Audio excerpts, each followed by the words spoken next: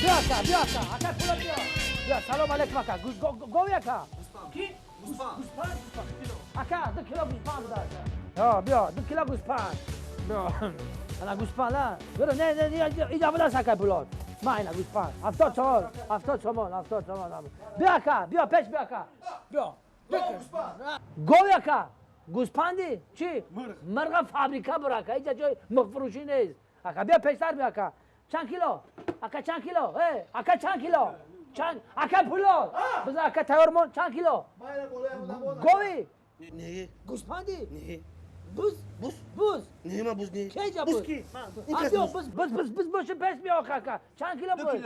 2 کیلو 2 کیلو گوشتی بزن اکا چند میشه؟ خیلی چند میشه 70 تومن گوشتی بزنم قیمت روزی بز ناو کشته میشد بزن هوزم اکا پولاد آوردم اینا کشته اکا بز زدچه دام هوز 1 دقیقه بز این همه تمام خطی این روغناش خیلی دم خیلی چی همین دیگه اکا 1 دقیقه اکا پولاد 1 کیلو بزن 2 کیلو بز بمون اکا بیا رفتیم ایشم ایشم ببرکت باشه اکا بزن ناو کشتیم اکا سرجع يا رحمة بيش بياكا چند گاوی گوسپند گوسپندی 2 کیلو 7 کیلو بازی هست 1 دقیقه بس من 2 کیلو تقسیمش کنم بیاکا خیلی گاوی بزی گوسپندی گوسپند باشی پیش بیا چند کیلو گوسپند ماینه 2.5 کیلو اکا پولاد برای برادر بسیار آدم شناسه یار برادر یه همسه اکا ما اکا مولایی باشه لحظه یک تا گوشت گوسپندی زور قطی دنبا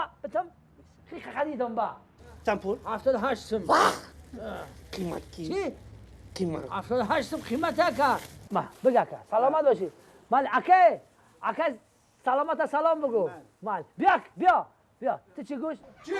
گو گاو چند کیلو؟ 1.5 کیلو گو امی جمته میشه اکا همه 2 کیلوش نمیاد 2 کیلو میشه که برای 2 کیلو کنیم جا برای که گوشتی این لحمه اینا ناو کشتیم بقره ناو آوردیم تمام اکا 1 دقیقه بس کنیم چند کیلو میبرای این کم ترجیح 2.5 کیلو خمیشه اکا 2.5 کیلو یا هیچ کم نیست اکا پولاد تایرا زدم میگی کم 1 کیلو که اکا پولاد بقا 1 کیلو کی جاز نمیشه حالا بیا کی ماند است بیا من سلام علیکم گوسپندی گو جگر جگر جگر پیش من جگر